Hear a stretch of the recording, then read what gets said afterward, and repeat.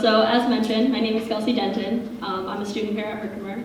I'm a social science major, and I'm involved with the honors program here on campus. So today I'm just going to run through how I became involved with the Historical Society, and I'm just going to tell you a bit about my story in the book. So my involvement with the Historical Society derived from my honors program project that required me to create a volunteer project with the community. And I thought this would be a great way to learn more of the history about our community. So with the help of my advisor of the program, Mr. Steele, I was able to meet with Susan Perkins, the director of the Historical Society, and she gave me the opportunity to research a murder that happened in the book, and that murder was put into the book and was titled A Quarrel Over a Button. This was an 1893 homicide taking place in Herkimer County. The quarrel was between James Platts and Rufus Nichols. They both resided in a tenement building on Prospect Street in Herkimer. James Platt was around 56 years old. He was a carpenter at the time, and he resided upstairs with his wife Margaret around 3 months before the incident occurred. Rufus Nichols was around age 54. He was a railroad laborer, and he resided downstairs in the tenement house with his wife Anna and his son Byron for around 7 years before the incident occurred. This is a map showing you where the house was located on Prospect Street in Herkimer. It was in 1857, so a bit before the murder happened. The home has always been owned by Putnams, and it was still owned by a Putnam in 1893. This is a similar map showing you the location of the home on Prospect Street. This is just in 1868.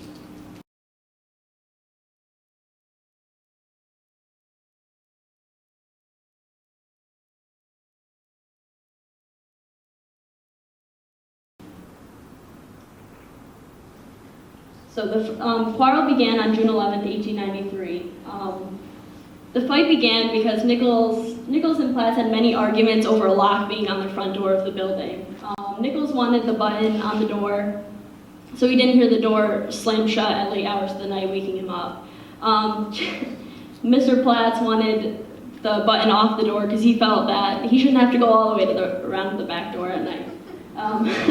He didn't enjoy that. So the continuation of Rufus putting the lock on the door made Platts grow pretty angry. And on the night of June 11th at around 7:30 p.m., Platts came home, seemed to be under the influence of alcohol. He began banging on the lock with an axe to take it down. And when Nichols heard this, he came out to confront Platts. At that time, their fight grew pretty tense, and Platts drew out his gun, pointing it at Nichols. Nichols ended up pushing it down. The gun shot off into Nichols' upper left thigh near his hip. Fortunately, Nichols did not die on scene, but once he was shot for, the police and doctors were sent for. Dr. K, Dr. Casey, and Chief Mannion arrived on scene. Unsuccessful in removing the ball in Nichols' leg, he was sent to Faxon Hospital in Utica, where he was put under the care of Dr. J.H. Glass. There, Dr. Glass ended up having to remove his leg, and he later received gangrene, a bacterial infection causing the death of the tissue in that area of the body. Unfortunately, Nichols died on Wednesday, June 14, 1893 at about 1:15 a.m. The night Nichols was shot, Platts attempted to flee the scene, but he was taken into custody in the Herkimer County Jail that night. Platts remained there until his trial with Attorney General Devendorf with the grand jury in Herkimer in December. The jury did find Platts guilty of the murder of Rufus Nichols, and he was charged with manslaughter in the first degree.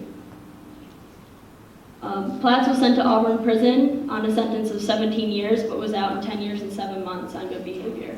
He did return to Herkimer in 1904.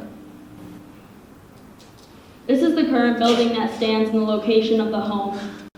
That was in 1893, but we're still unsure if this is the exact building. We're not sure when it was built, but it is an art studio now. And that's all. This is a wonderful opportunity given me by the Historical Society, and I really can't say how grateful I am enough to be a part of it. So thank you, everyone.